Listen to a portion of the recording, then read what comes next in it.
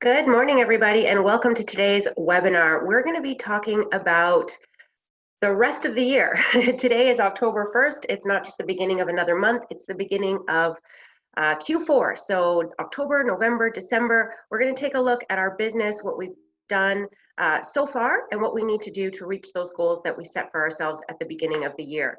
So let me just make sure that everybody is in. I've got a few people in the waiting room, so I'll admit all. And please feel free to chat with me. Let me know what has worked for you, what you had to change this year due to COVID, and what worked coming out of that, something maybe that you've implemented in your business as a result.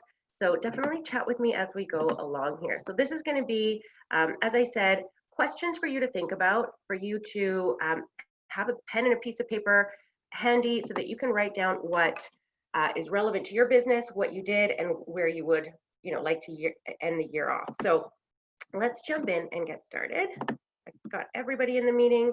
All right. So this is really what we're going to talk about. We're going to talk about, as I said, the year so far and what we have coming up, October, November, December, the last quarter of the year, and what we need to do in order to finish strong and meet those goals that we set out for ourselves in January, even though obviously we were faced with COVID, which resulted in a pivot for a lot of us, changing things and seeing what worked and what didn't as a result of that. So what did you do? What have you done so far from the beginning of the year until now, end of September? What worked? What didn't?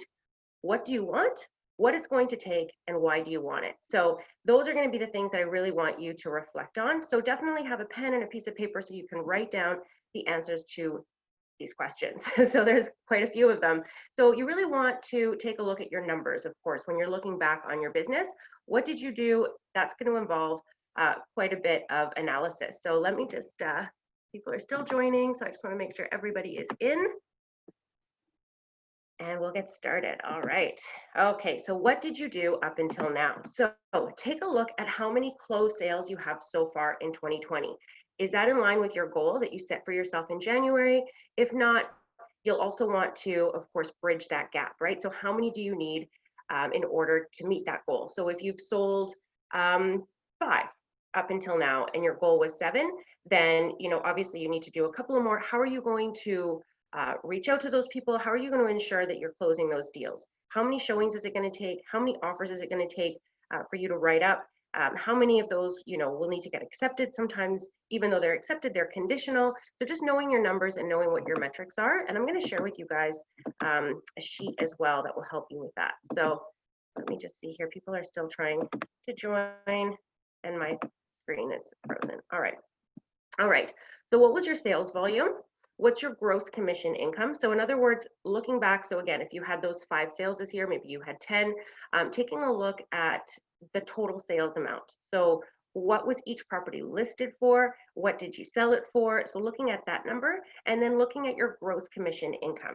So the 2.5% would be the gross commission. And then of course, you'll want to figure out what your splits were and what your net commission is. And then really analyzing your business as well to know how many transactions you did on the buying side. And I'm just admitting more people here. How many transactions you had on the buying side, how many buyers you worked with. So again, really knowing your numbers so that, if you only did have, 5 deals that were all buyers, then how many did you actually have to work with in order to close that amount of business? How many buyer consultations did you present? So this is something that we may have done differently as a result of COVID. Maybe you didn't have buyer consultations implemented in your business at all. Maybe you were having conversations with buyers, taking them out on showings, and then hoping that they liked something. And then at that point, you would walk them through the offer process. But maybe because of COVID, you did some virtual buyer consultations, right? And maybe you have that now as a system in your business. So you're able to look back and figure out, okay, how many of those did I actually do? And I find that for those of you who did do the buyer consultations, I've heard that that has been a really good way of creating loyalty between you and those buyers. So many times I hear from Zolo agents, I took people out, I showed them a few properties, and then I never heard from them again. And that's, a common thing, I think, with online leads. Sometimes people disappear and they don't really tell us why.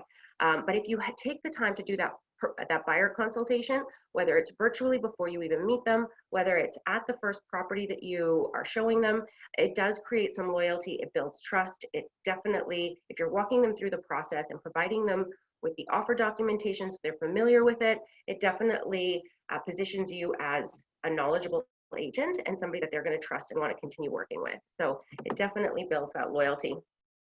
All right. Let me see here.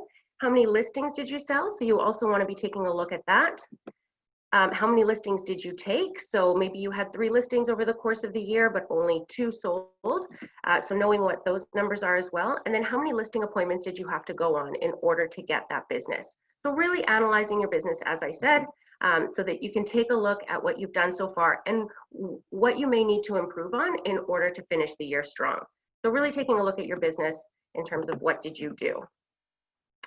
And again, what worked and what didn't. So what worked before COVID, what worked during COVID, and what didn't. So I've already talked about that buyer consultation. I think that that's something that a lot of people implemented. If you didn't, try it. Do a virtual buyer presentation and see how that goes for you.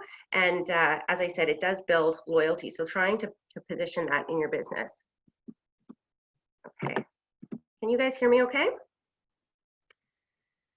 All right, so what is it that you want out of the rest of the year? So how much money do you want to make by the end of Q4?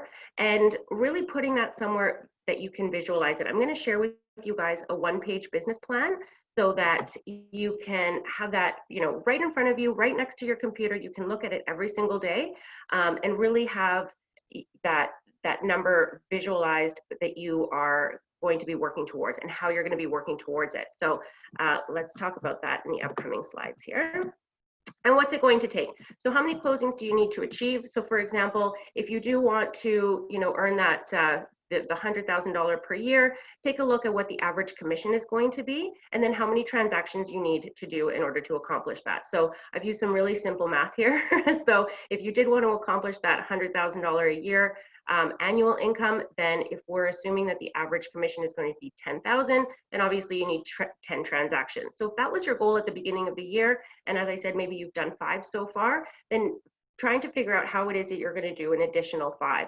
And again, we're in October, November, December. December is usually the slower month. So really trying to focus on getting 5 transactions done in the next month, how you're going to do that. Or sorry, 3 and then maybe 2, right? So 3 in October, 2 in November. All right. So really analyzing your business and what it's going to take. So what percentage will be buyers and what percentage will be listings. And don't forget about leases. So if you don't have your leases turned on and you have these financial goals, talk to your growth manager about turning those on. Picking up those leads on the workplace group under referrals. Here at Zolo, we're so lucky that these leads get sent to us. So really, pushing and finishing the year strong by picking up those leases as well so that you can incorporate that into your financial goals. So in terms of buyers, hopefully, yes, you're getting lots of buyer leads as well in your Zolo system. And a lot of times those buyers come to us and then it turns out that they have something to sell. So hopefully you do have that buyer seller lead that comes in so that you can also be converting and doing a few listings. So really breaking it down and having goals for yourself for the last quarter here. What's it going to take? So again, how many appointments do you need to make it happen? And if you average 1 offer made every 8 buyer showings and 1 offer accepted every 3 offers made, that means you're going to need 24 showings to close 1 buyer side transaction. So again, I have an Excel spreadsheet here that I'm going to share with you. I'm going to post it on the workplace group as well. It is available to you through your Gmail suite, through your Zolo email address, and it basically breaks it down for you. All you have to do is up at the top put in your annual income that you're trying to achieve, and it will break down for you how many showings you should go on, how many offers you should be submitting. So definitely implementing that as well. And then also, of course, having your why. So really making sure that you know why you're trying to achieve this goal. It's not just financial. Make it a little bit more personal, right? Promise your kids that you're going to take them on that trip or on that weekend away, and you really need to achieve these financial goals in order to make that happen. So put yourself out there a little bit to make it happen. So here's something that you can do as an exercise. So what is it that you're going to need in these last 3 months in order to achieve your goals, to save time, to make money, and maybe even to create a better customer experience? So what is it that you're going to need to implement in terms of systems? So do you have a CRM right now that you can use that is helping you with your follow-ups? Yes, you have that in the Zolo system. So when you're updating your activity, you can schedule follow-ups, just to make sure that they've received information, that they're still looking.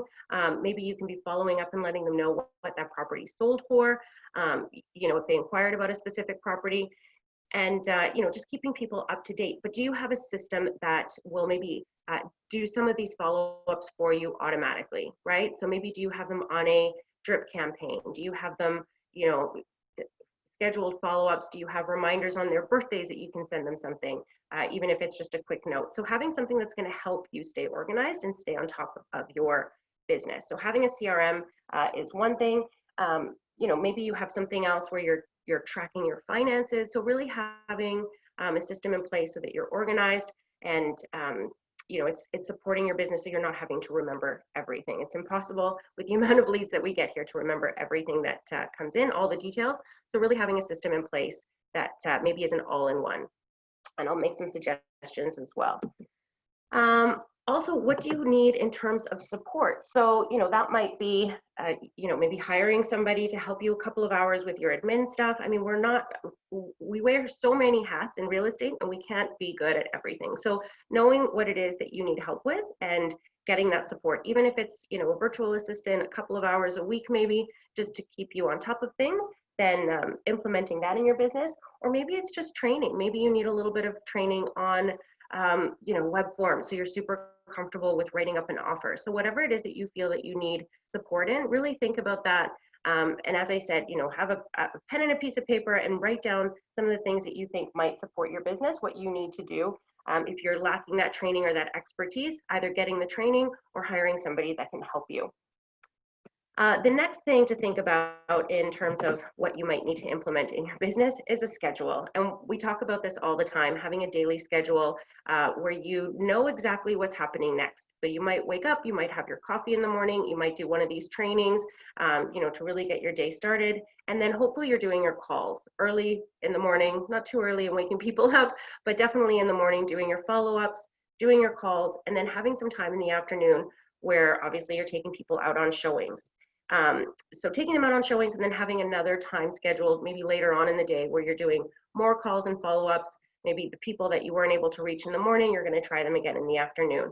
So having some sort of a schedule so that you know what you're doing every single day, you're staying on top of it, you're planning your week. Maybe you're planning your week on Sunday, so you know exactly what's going to happen the rest of the week, what your goals are for that week, how many showings you want to go on, how many appointments you want to set.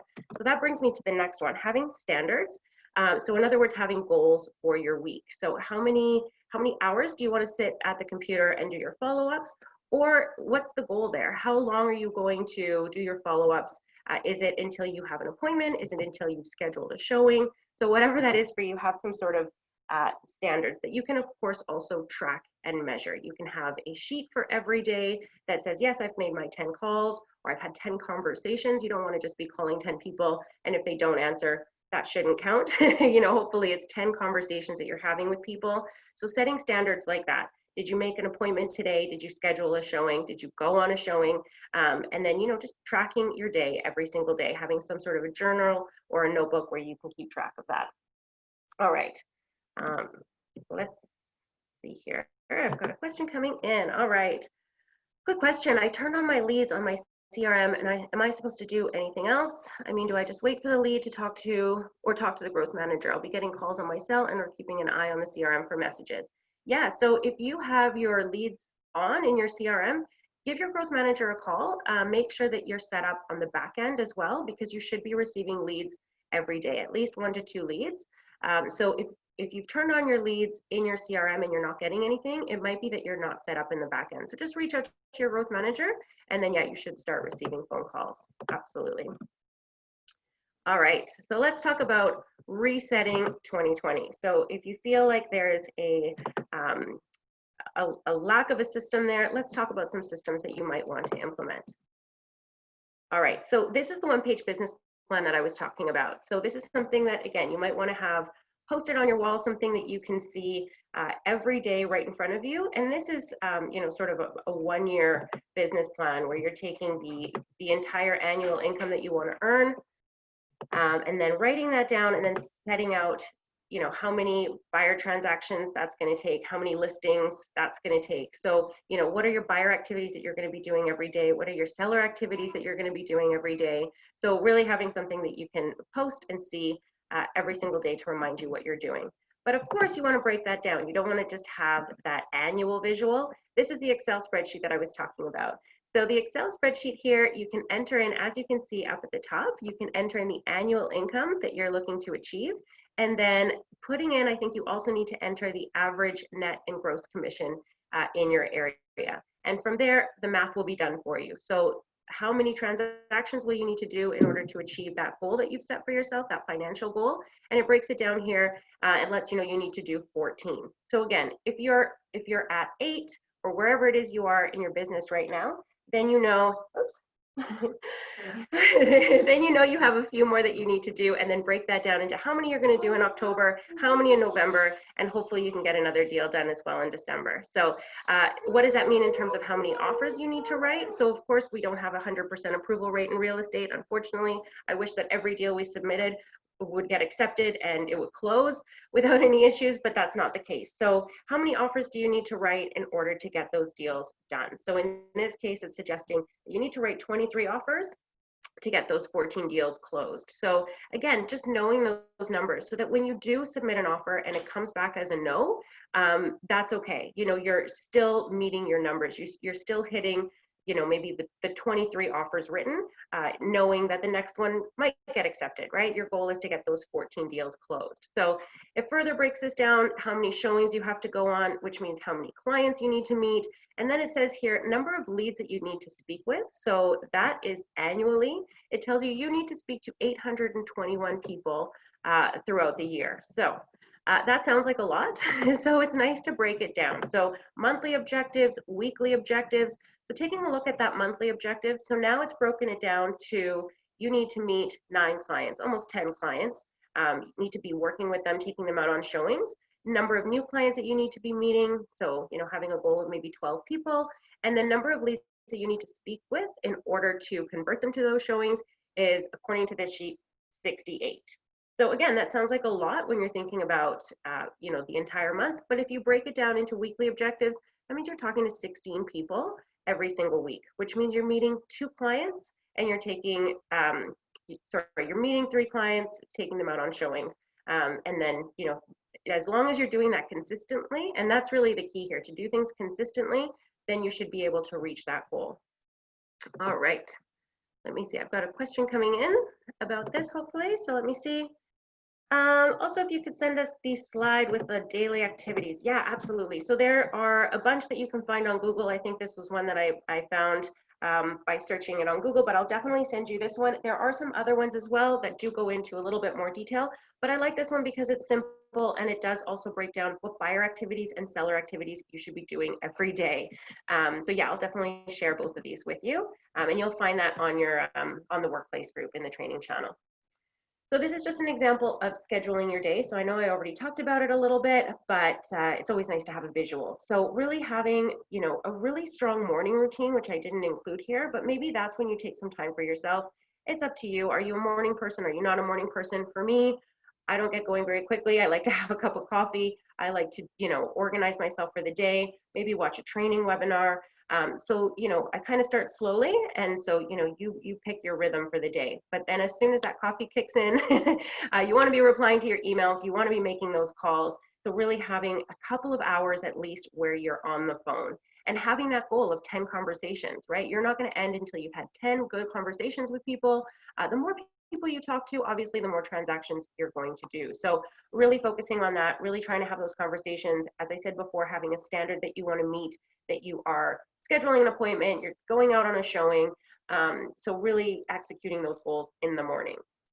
Of course, you want to take some time, go for lunch and even make your lunches productive. Maybe you go out with somebody who, here at Zolo is an agent who does really well. Maybe you go out for lunch with them, ask them questions about their business. Maybe you connect with a mortgage broker. So really being productive even at lunch. And then hopefully in the afternoon, you do have that time blocked where you're taking people out on showings, you're doing appointments, listing presentations, buyer consultations, whatever that is. So really having a time blocked out. And I will say this as well, for newer agents, I know it's so tempting. We get that phone call, somebody wants to see a property right now, and then you drop everything, you run out the door, you do the showing, but then your whole day is off track. So you want to make sure that you suggest to that potential client that's coming in that wants to see the property, are you available at 4? If that's the time that you want to do showings, ask them. And oftentimes right now that everybody's working from home, I'm finding that a lot of people are available in the early afternoon. So, you can kind of avoid doing the evening and weekend showings, but of course there's an exception to that. If your preference is to do it in the afternoon, hopefully you're trying to get everybody scheduled during that time frame. But if they are only available in the evenings, then of course make that exception. But yeah, don't be an agent on demand where your day is sidetracked and you're going out on every appointment as requested. Really make sure that you're scheduling it in your day so that you're also executing all the other things that need to be done in your business. All right, so I've got some questions coming in here. All right, okay, sounds good. Perfect. So let's talk about some systems to implement in your business. And one of those is going to be a CRM. So I always recommend that you at least start out with an Excel spreadsheet. You have these columns here that you can, implement. I've got one of these that I can share with you. It's blank, but basically you're putting in the date of maybe when that lead inquired, what type of lead they are. So are they looking to rent? Are they looking to buy? If they are a renter, maybe putting in the possession date, so when they're looking to move. And then of course you want their contact information, their name, their phone number, their email address. I like to include the area and the budget that they're trying to stay within. And then you might want to add some details about how many bedrooms, how many bathrooms, and that sort of thing.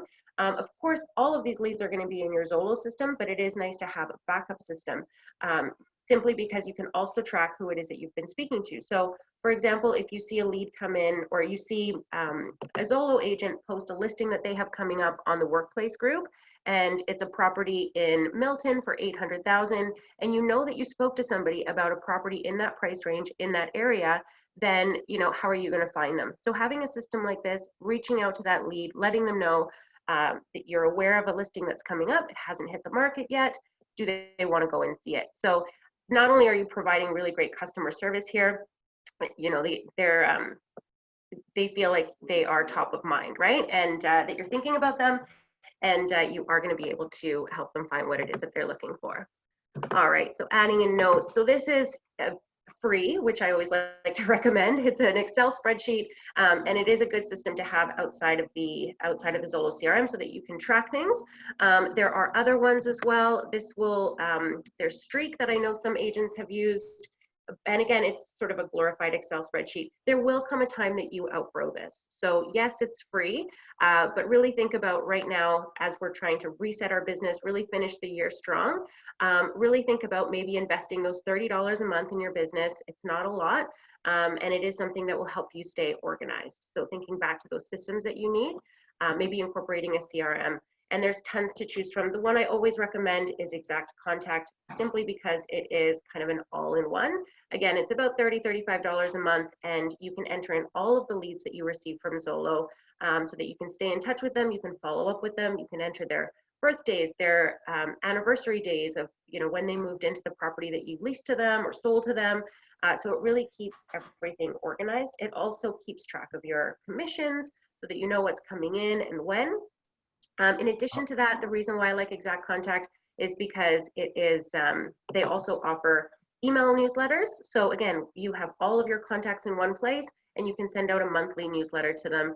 And Exact Contact creates a template for you that really all you have to do is update with your contact information, and then you can send them out a monthly newsletter. So that's really a nice all-in-one, cheap and cheerful Exact Contact. I think they also have a very simple agent website.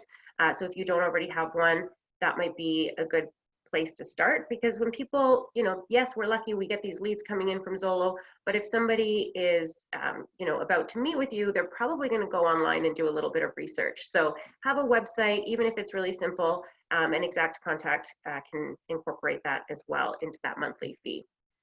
Of course, there are more sophisticated CRMs such as Boomtown, Follow Up Boss, there's Top Producer, there's so many, but those do end up, they're more customizable. So if your business is at that stage, then maybe, try looking into those.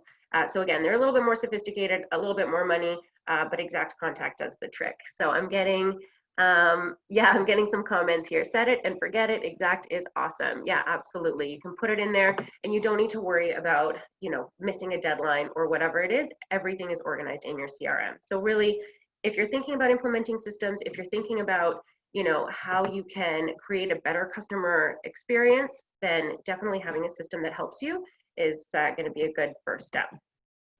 All right.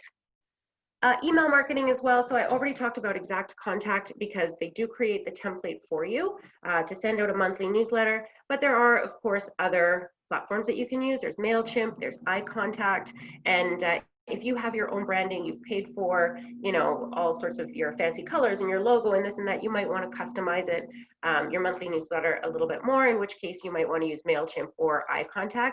But keep in mind, it is another $30. So if you already have a CRM in place that's costing you $30, hopefully you can use one like Exact Contact where you can also send out your newsletters from there instead of having to invest an additional $30 in iContact or MailChimp. Social media management. So that's definitely something that, when leads come in, they are requesting information, you're going to take them out on a showing. If they do some research, hopefully they find your website, but hopefully they find you active on social media as well. So a Facebook business page is free. Again, I like to recommend free. You can invite all your friends, family members, past clients, and really keep them updated on what's happening. And you can actually, yes, there's Hootsuite, there's Lately Social, where you can go and, maybe on Sunday, you schedule all of your posts for the week, and, they just post every day at 9 a.m. and you sort of, again, set it and forget it. But, there's also the ability to do that within Facebook. So you can just schedule the posts for the week and you don't have to pay the additional $30 or whatever it is to Hootsuite or Lately Social. So just keep that in mind. That's available for free through Facebook, and you can just keep people updated with some interesting tips, tricks, market updates, and there's lots of ideas that you can do there, which I think I have coming up next. So here's some posts that I created in Canva. So this is something that you can easily create. There's so many ideas. If you're not sure what to post, there are companies like Agent Crate. I don't know if you guys have heard of that company before, but basically they come up with posts like this that you can basically copy, design yourself. You could even download them directly from Agent Crate, and you can schedule the post on your Facebook. And some of them are funny, some of them are cute, some of them are informative.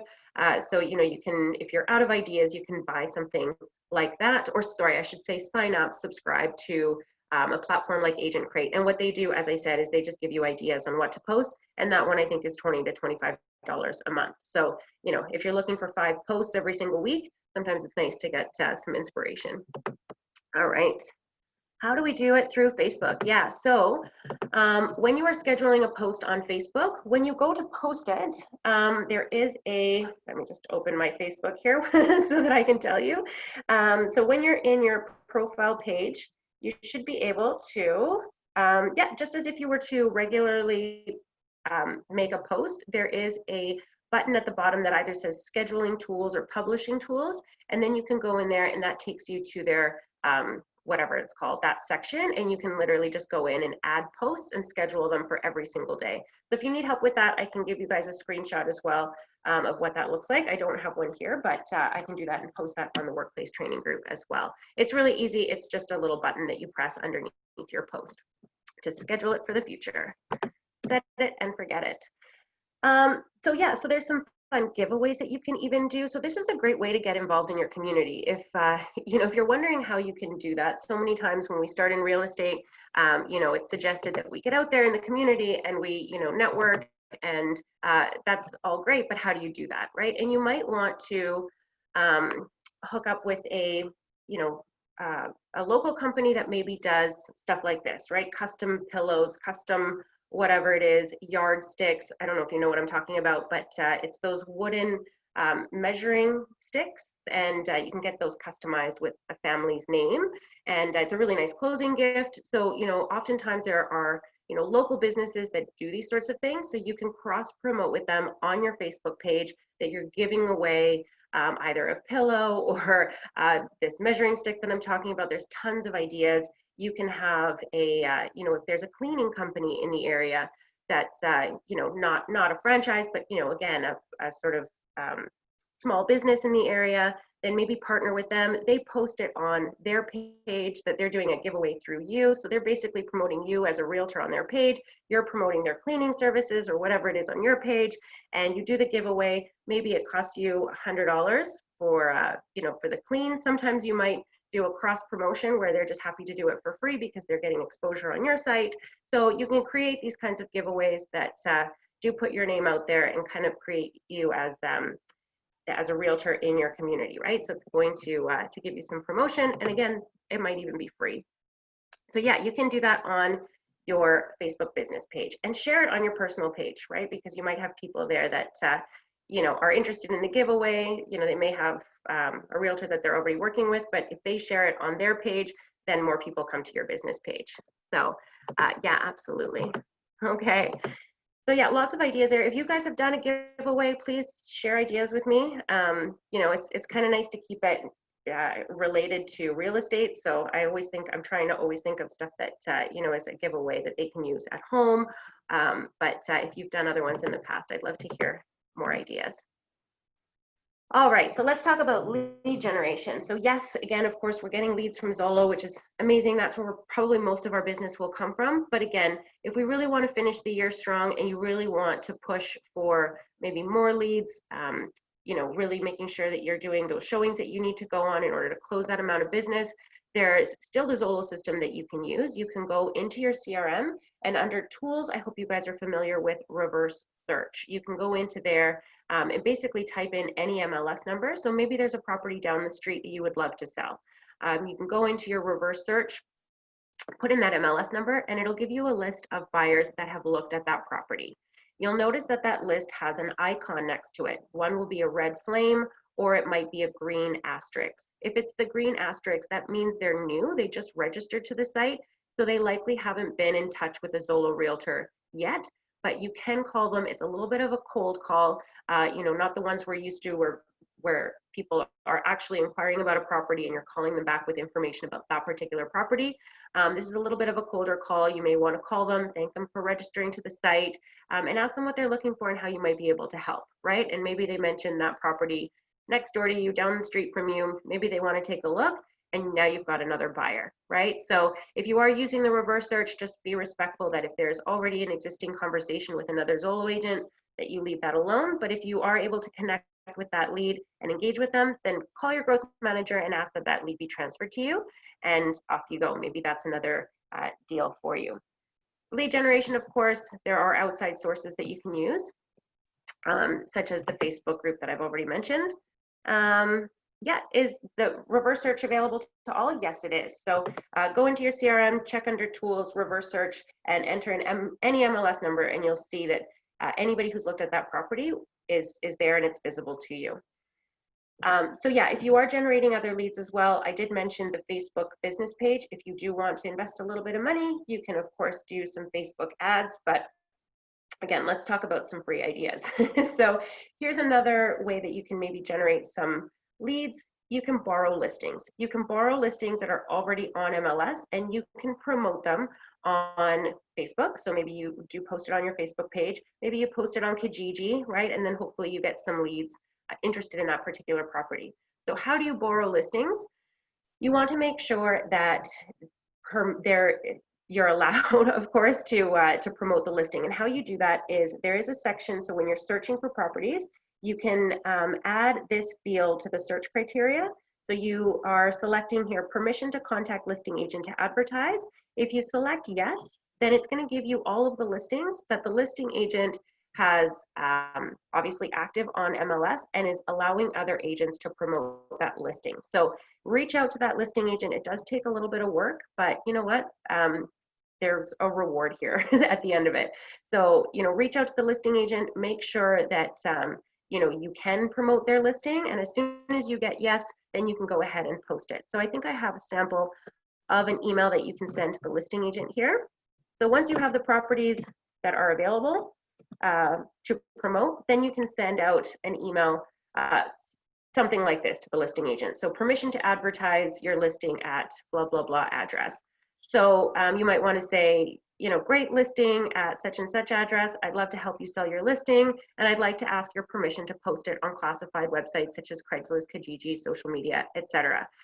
Please note, I will not make any misrepresentations. I'll only copy and paste data directly from the client version of the MLS listing.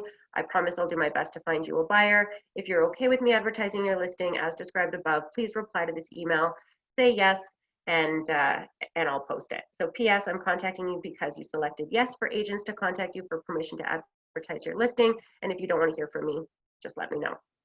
So short and sweet and to the point, and that hopefully will give you permission to post on Facebook or Kijiji, and maybe you create an ad like this, right? So if you have permission to advertise that townhouse, it's listed for $699. You take the pictures from MLS, you post it on Kijiji, and hopefully you get a few buyer leads this way as well. So this is free. Again, I like to recommend free. It does mean that it takes a little bit of legwork, but really it's a simple search on Treb and a simple email that you can send out to the listing agent and then post it on Kijiji. So there's another way to generate some more leads if you're looking to finish the year strong and close some more business. Meetings. So that's a system that we talked about before. So if you do have a buyer calling you and they are interested, maybe implementing this in your business if you didn't already do it, the buyer consultation meeting, I think it's a really good way, as I said at the very beginning of this webinar, to create loyalty. So many times I hear agents, and it's happened to all of us, where we take people out right away, we show them a few properties, and then they disappear. I think if we take the time to educate them on the process, they're going to feel more connected to us. They've spent more time than just looking at a couple of properties. They feel that they can trust you because you know the process, you're explaining it to them, and now they feel also that you've taken this time that they should, they're more connected, they're more loyal to using you in the future. So Zoom is free. You can use Zoom for, I think, a 45-minute buyer consultation before it kicks you out. So just as long as you're keeping your buyer consultations short and sweet, you won't have to pay for Zoom. So implement that into your business if you haven't already. So tracking and measuring, that's something else that you might want to, definitely you want to incorporate in your business, but hopefully it's something that is in your CRM so that it's not complicated for you to do. The screenshot I have here is of another CRM that I didn't mention previously because it is a little bit more costly. It's called Lion Desk. So it does give you numbers. It has this dashboard where it's going to tell you how many new contacts you made in the last 30 days, how many inbound texts, how many open emails, clicked emails. It really tracks everything for you.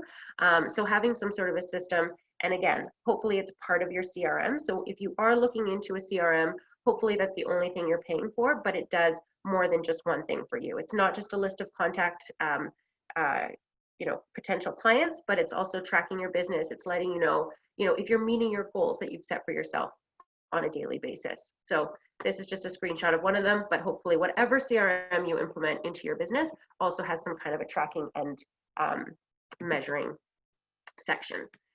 Because also you want to be tracking your conversion, right? You want to know your success rate. So again, really verifying that those numbers on that Excel spreadsheet that I shared with you earlier, that you are converting them.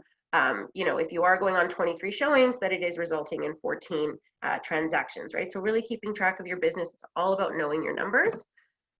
And then of course, you also want to have a part of your CRM that's hopefully managing your transaction as well. So once you have that offer in, you don't want to be forgetting those dates, right? Yes, if you only have one offer, at a time, and that's kind of been your business, have a system, as I said before, that you are going to be able to grow into, because you will get busier the longer you are in this business. So transaction management, you don't want to be forgetting dates. You want to be putting in offers that have been accepted, and then all of the key dates in terms of when those conditions expire, when the deposit needs to be delivered, all of that, when it's closing, definitely, so that you can stay in touch with the mortgage broker, make sure everything is, running smoothly. So having some sort of tracking, transaction management within the CRM is really important as well. Project management. So this might be something else that you implement into your business. There's something called Trello, which again, it's free.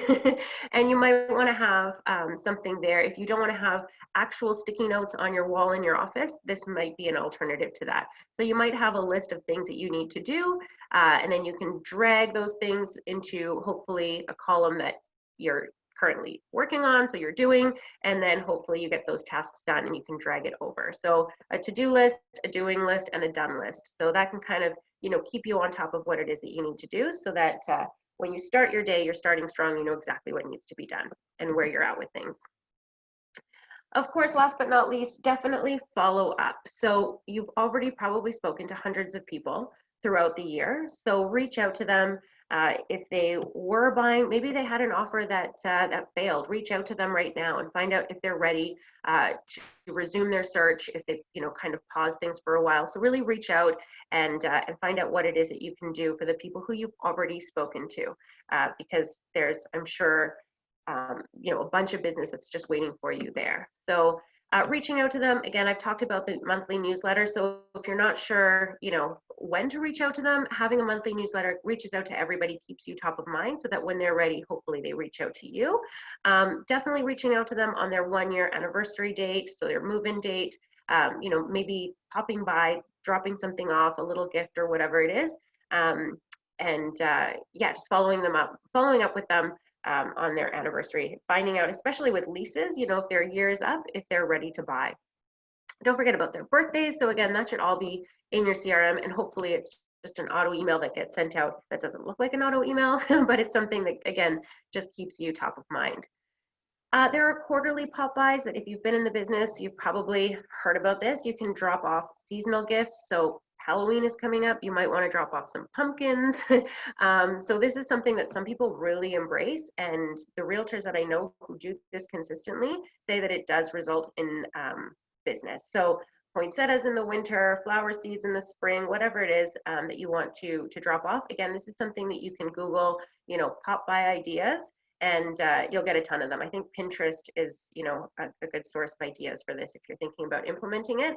But, pumpkin pies, Thanksgiving is coming up. That might be a good idea. You drop it off with your business card, and it keeps you kind of, again, top of mind, and people are thankful and they'll refer you, based on those little thoughtful things. Direct mail, we do have a webinar coming up later this month with Hamid from Sidekicks Media. So there's lots of things that you can do here. This can be costly depending on how many postcards you're sending out, but it is a good way, again, if you do it consistently. This is not a one and done situation. If you are going to do direct mail, if you are in an area that you really want to focus on, so maybe it's your particular neighborhood, then you want to be doing something consistently at least once a month where you're sending out postcards all of the time. So we'll have Hamid join us later on this month. I think it's October 15th, and he'll share some ideas with us. And then, of course, social media. As I said, social media, Facebook business page. If you haven't implemented it already, do it today. It's free. Invite some people, start posting things. I mentioned Agent Crate. It's $20 a month or something like that. They'll give you ideas as to what to post, but then you can create those for free. I don't think I mentioned Canva. If you're not familiar with that, you can kind of have some fun in Canva, create some posts, and then, as I said, schedule it maybe on a Sunday, scheduling that right into your Facebook business page so that every day of the week there's something new and interesting that comes up. And have posts that maybe ask questions so that you can engage with your audience, whoever it is that's following you on social media. So share those to your business page, so for those who aren't seeing your business page, again, they know you're in real estate, and when the time comes for them, hopefully they'll reach out to you. So just some ideas here to stay in touch with the people who you already have connections with. All right, so I think that covers everything I wanted to cover. I really just wanted to celebrate October 1st because, as I said, it's not just another month, it's the beginning of Q4. We had a crazy year this year, so I just wanted to really, remind everybody what the goals were in January. And even though we had an interruption in the middle of the year with COVID, the market is back, it's strong, it's possible to still reach those goals and accomplish them. So hopefully you've taken something from this that you can implement into your business. Feel free to chat with me. Let me know. Canva is what I was suggesting. I'm going to type it in for you. Oops, I don't know what happened to my screen. Canva is a free like design platform that you can use. So yeah, you can create pretty posts, and if you need inspiration, Agent Crate is just one of the many things out there. Otherwise, feel free to follow other realtors also on Facebook and see what they're doing, and take some ideas from there. All right.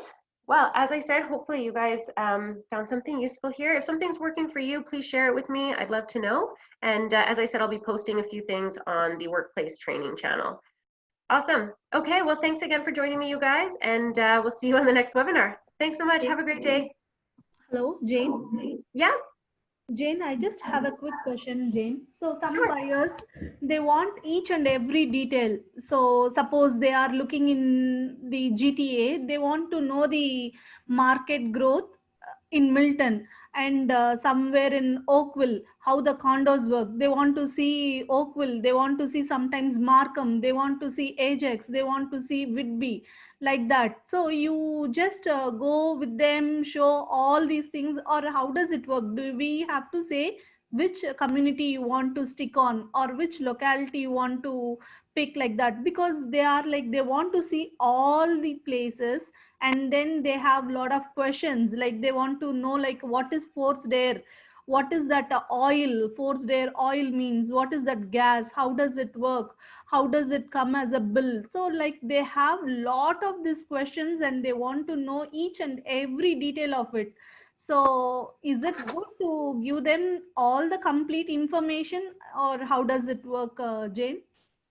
Yeah, so great question. I mean, some buyers can be a little bit more work. It sounds like these buyers are going to be a little bit more work for you, but definitely try to have a conversation with them so that they do narrow down their neighborhoods so that you're not going from one end of the city to the other end. So really asking them what's important to them. Where do they work? Like, are they working virtually, or do they still need to commute? Like, how far do they want to commute? Talk to them about schools. So have a conversation with them about what's important to them so that hopefully you can narrow down what it is the area that they're looking in, and then use the Zolo app to share with them market stats in Oakville versus Toronto. Like if they're asking you those questions, Okay. let them know how to find it also themselves, right? Give them the tools, because on the Zolo bot, on the Zolo website, there is, they can type in any area and it'll say market stats, Mm. market information. Mm. So if they click on that, they'll be able to see, the average sold price, and if I'm assuming they're working within a budget, they can kind of determine also based on that which area is going to work best for them. Yeah, So give sometimes them some they jump tools. to, yeah, sometimes they jump to Brampton, and sometimes it is like somewhere like a Georgiana, Willambury. So it's like two different ends. So I'm not able to communicate how they want. So that is becoming a big task and constraint. Yeah. So definitely give them some tools so they can find that information themselves, and Okay. then let them know you're happy to show them properties, but we really need to narrow down the area. And if they're undecided between, I don't know, say Toronto and Oakville, and you don't want to drive to Oakville, partner with an agent, and maybe, they can do the showings in Oakville and you can do the showings in Toronto, whatever it is. Okay. And hopefully that helps them make a Okay. decision. Yeah. Thank you, Jane. Yeah, of course. Absolutely. So we have another question here. Yes, if you are a leasing agent, you can use the reverse search tool as well. Absolutely. It is available to you. It's in your CRM. All right. I think I was quick to sign off there. People had questions still. So if you have any other questions, please let me know. Otherwise, I don't know if you're seeing a black screen. I don't know what happened there, but this is recorded. So we will upload it to the workplace group, to the YouTube channel. Hopefully you guys have access to that. So awesome. Thanks for joining me today. And yeah, if you want to learn more about borrowed listings, Vivek, feel free to reach out to me after the webinar. But basically, just do a TREB search. And as I showed you there is a way to look up properties that the listing agent has given other agents permission to advertise. So really, you would just be clicking on, you need to add that field to your search criteria in TREB, and then just select yes to agent allowing other agents to advertise. That will give you a long list. So hopefully, you can find some that are in your area that you can post on Kijiji. But I did share that email with you as well that you can send to the listing agent just to ask for that permission. So if you need a copy of that, feel free to reach out to me. All right. Awesome. Okay, well, thanks guys. I don't want to sign off and, not answer a question, but I think I got to everybody. If there is anything else, again, I'm always available on the workplace group. Feel free to chat with me there. Awesome, guys. Have a great day and good luck in Q4. Bye.